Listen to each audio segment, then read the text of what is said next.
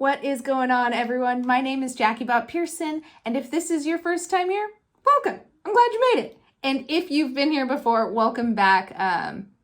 Today, I want to chat about investor and investment terminology. I recently did a video, I'll link it in the cards, about if it was good or bad to work and partner with investors. But I started to think about it, and if you are brand spanking new to the industry, a lot of what I said probably went right over your head. And so today I want to get very granular and just go over the basic vocabulary that you might hear if you're talking to or planning to talk to an investor. So let's get into it.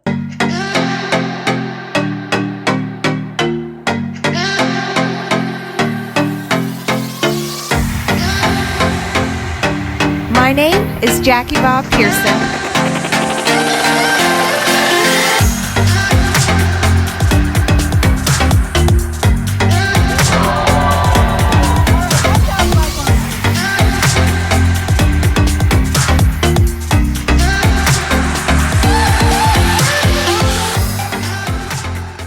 In my last video, you heard me mention off-market deals. Investors love these.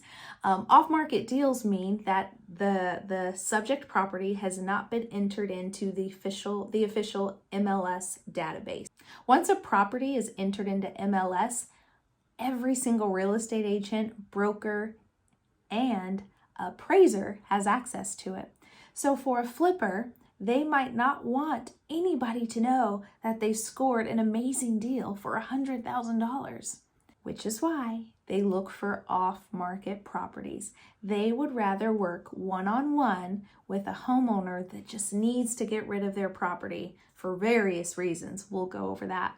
And there really is no trail of how they bought it, when they bought it, and especially how much they bought it for. If you can find distressed, off-market properties, you are going to be a godsend to these investors. Trust me.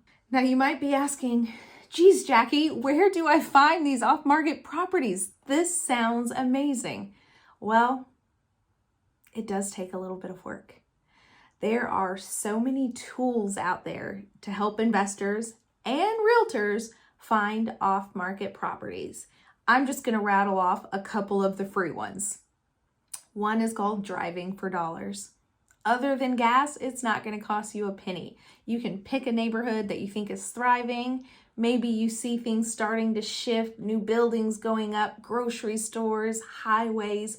Drive that area and see if you find any houses that have boarded up windows, extremely overgrown grass, newspaper and mail that looks like it's been sitting there for weeks, or even better, a notice on the door that says utilities have been shut off.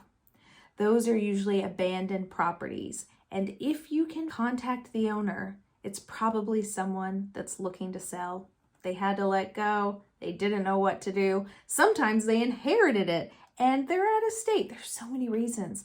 But Driving for Dollars gives you an opportunity, a free opportunity, to find off-market deals and properties that you can go back, investigate, figure out who owns it through some simple searches online, and then negotiate a sales price with that person. They're probably more than willing to let it go. Another low-cost way to find off-market deals is bandit signs. Now, if you've driven in any major metropolitan area, you've probably seen a sign that says, "We buy houses. Sell me your property, any condition." You know who put those out there? Wholesalers. They are just waiting for people to reach out and say, "I have got a house. It's in horrible condition and I need to sell it fast." They're going to get that property under contract, negotiate a good price, and then, like I said, call up an investor and say, "Hey, I think I've got something for you." Those are a couple of the ways to find off-market deals that aren't going to break the bank. You can, of course, buy ads on Facebook and other social media outlets. You can buy pre-foreclosure lists. You can buy tax lien lists. There's list galores, but those all come with a cost. and they can be a little bit time consuming. I'll do a video on that in the near future. All right, so let's move on. Ooh, I want to do owner finance. So owner finance is a strategy that not only investors use, sometimes homeowners just use it in general. That means instead of requiring someone that you want to sell your house to go through traditional financing with the bank, they say, you know what? I'll be the bank. I'm going to sell you my house. I need you to put 10% down, and this is going to be your monthly mortgage. Now, it kind of sounds a lot like renting. However, when you're a landlord, remember we talked about that, if anything should go wrong with that subject property, the landlord is responsible for repairs. The landlord is carrying insurance on it. The renter, the tenant, will pick up the phone and say, toilet's backed up, AC's not blowing, and the landlord incurs that expense. Now, the opposite would be seller financing. If I decide to sell you my home, but I'm going to be the bank, and you give me a down payment and you start making me monthly payments, it is now your home. We've signed an agreement, so if anything breaks, you are responsible to fix it. So the sellers were able to get a large chunk of money, maybe 10, 20%, and they're getting a monthly check in the mail, and they didn't have to use a bank, and they don't have to fix toilets. Now, the downside to that is if they had sold their house using traditional financing, they would have gotten all of their money up front. So they sold the house for $200,000, and they get to take all of that as a profit. Again, depends on what your strategy is. There's no right or wrong. If you know anything about real estate, it's a case by case, and you run your numbers and you make a decision based on that property, that transaction. Yeah? All right, let's keep going. My nose is itching. Rehab. We've heard that word. And in my opinion, there are different levels of what a rehab is. I have done cosmetic rehabs, meaning I haven't had to fix the big five. I've gone in and maybe updated carpet, painted the walls, changed some light fixtures to give it new life, and, some landscaping out front for curb appeal. To me, that's a light rehab, a cosmetic rehab. There's others that are full guts. You are taking that house down to the studs, you're moving walls, you're raising ceilings, you're replacing roofs. Those are full rehabs. And so just understanding the difference between a cosmetic rehab, a cosmetic flip, that's what I call it, or something that's going to be a lot larger of a project. Yeah.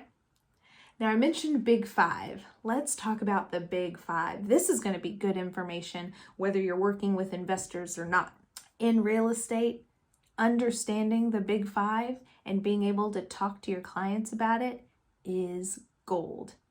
So, what's the big five? HVAC, foundation, plumbing, electrical, and your roof. I need to get my nails done. The reason that we call these the big five is because those are your big ticket items. That is where your money is going to be spent and sometimes lost. Now, investors, when they walk a home, before they even make a purchase, before they submit the bid to win the property, they are looking at the big five. So understanding the big five, not only for your investors, but as you're working with your sellers, knowing the age of the home and what condition those big five items are in is huge when you're talking about list price. Now, when you're working with your buyers and you have an offer accepted, yes, and then the next thing you do is arrange for the inspection, and then the inspector gives you a 20-page report on things that need to be fixed. Your job is to go through and look at the big five. Be smart. They're probably not going to fix everything, but if they can address the big five, there's still a deal to be done. Anyways, I started rambling, but you know what I'm saying. The next thing I wanted to talk about is holding cost. I probably should have talked about this earlier, but Holding costs kind of ties in to the hard money that I mentioned earlier. So when you borrow hard money, every day that goes by, you're paying interest on it. And if you're a smart investor, you know exactly how much it costs to hold that property an extra day, an extra week, and an extra month. Holding cost is huge because in investing, time is money. Before you buy the property, you probably had a general contractor walk the house, so give you a bid of how much it was going to cost to fix up the house, get it ready to sell. And you kind of created your budget based on that. All right, he says this could be done in 30 days and it's going to cost me $50,000, but I got that hard money loan and that cost me $30 a day. So if I don't get this done in 30 days, that thing's going to keep on ticking. And that's just money that I'm losing. So understanding your holding cost, how much does it cost you, whether it's a hard money loan, insurance on the property, knowing how much it costs you just to hang on to the property until it's time to sell.